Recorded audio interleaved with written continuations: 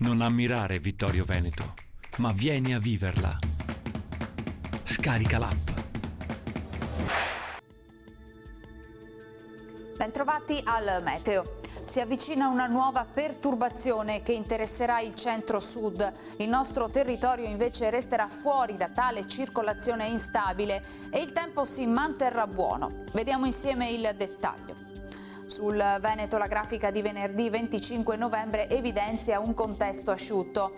Sulla pianura nella prima metà di giornata avremo nebbie locali ma in dissolvimento con il passare delle ore. A seguire ampi rasserenamenti e non sono attese precipitazioni.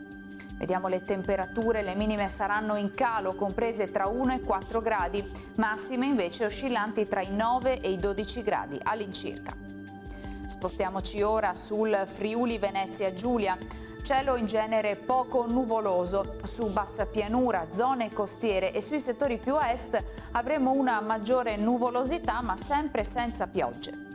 Temperature minime sui 3-7 gradi, massime intorno agli 11-14 gradi. Infine diamo uno sguardo al Trentino Alto Adige, dove sarà generalmente soleggiato solo con delle velature innocue.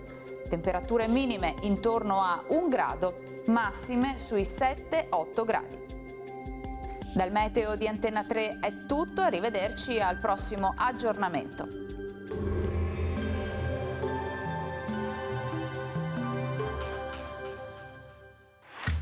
Non ammirare Vittorio Veneto, ma vieni a viverla. Scarica l'app.